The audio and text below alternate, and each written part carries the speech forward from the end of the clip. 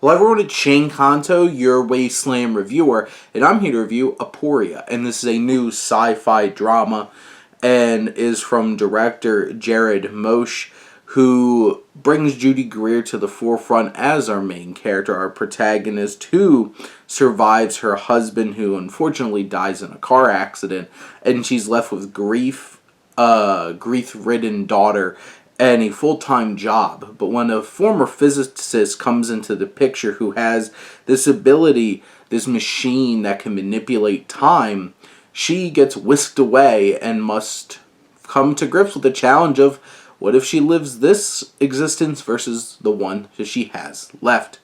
And will things turn out exactly how they did the first time? And this film is one of those subtle sci-fi, like, you don't see a ton of like the science fiction going on. You see this machine, it looks like a big crazy science fiction machine in a sense of like primer. It has a lot of physicist talk. It's not as hard and consistently just like I don't understand what they're talking about kind of thing. But it's more of that heady science fiction, and it's more about the human challenges of gripping with what are the consequences. And Judy Greer gives a very strong performance as Sophie here, who has to balance a lot of emotions. Eddie Gathagi plays her husband.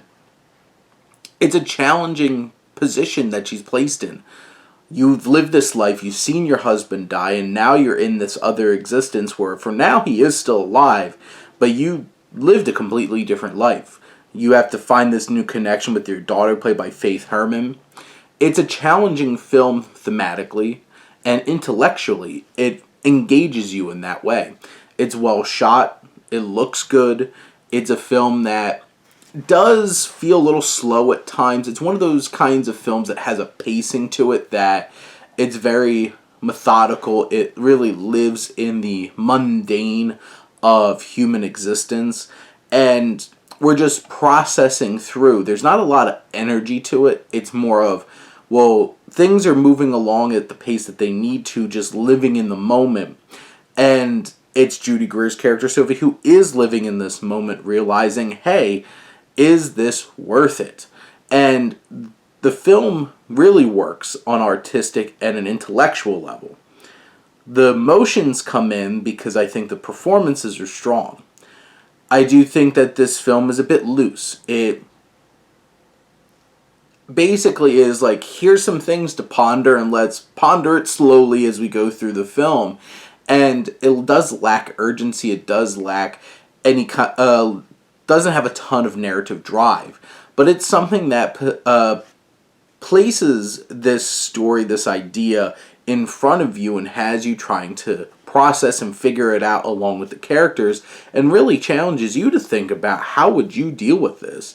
And in the end, I think this is thought-provoking enough, well-made enough, well-acted enough to get over some of its pacing and narrative lackings to deliver a thought-provoking and poignant little science fiction film. It's subtle sci-fi, but it still delivers in a thought-provoking way and delivers the drama to make this a worthwhile emotional experience too. But those are my thoughts on Aporia. Let me know what you think, and let's talk some movies. But thank you as always for tuning in and supporting your Wasteland reviewer.